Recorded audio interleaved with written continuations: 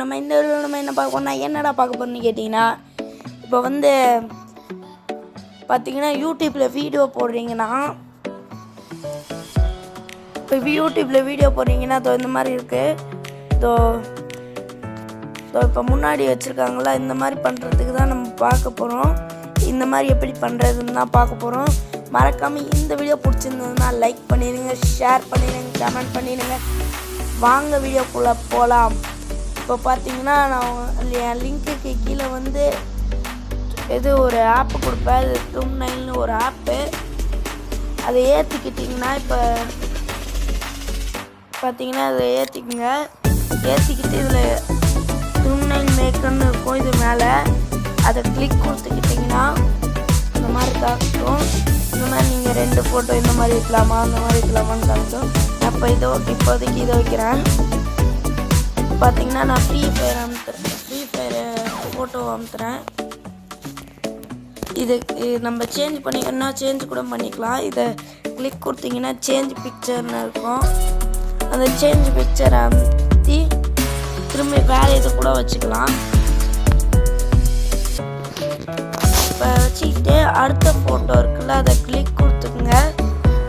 இதை கொடுத்துக்கிட்டிங்கன்னா இப்போ வந்து இதில் நான் போகிறேன். தெரியும் இது வரமாட்டேங்குது. பார்த்தீங்கன்னா வந்துடுச்சு. இதில் பார்த்தீங்கன்னா இதில் பப்ஜி இருக்குது. நான் அதை கிளிக் பண்ணி கொடுக்குறேன்.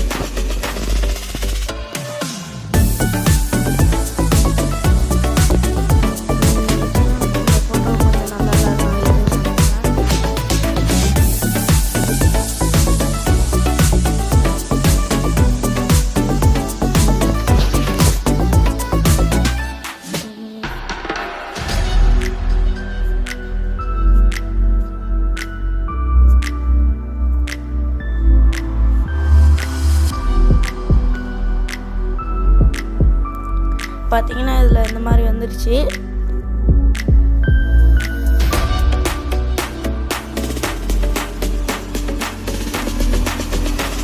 இப்போ கொடுத்துக்கிட்டிங்கன்னா இதில்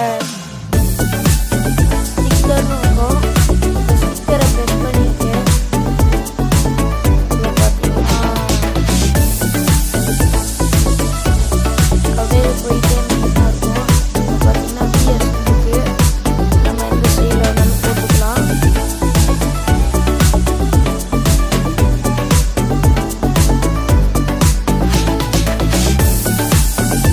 பார்த்தீங்கன்னா நான் கொடுக்க முடியாது.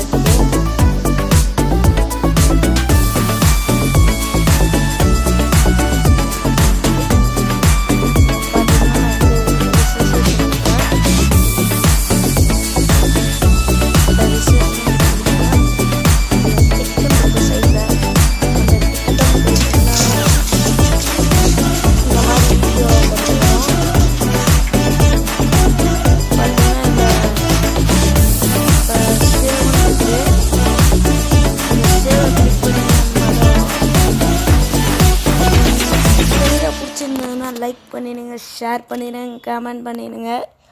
இந்த வீடியோவுக்கு ஒரு 500 வியூஸ் ஆச்சும் வரும்னு நினைக்கிறேன். நான் பார்க்குறேன்.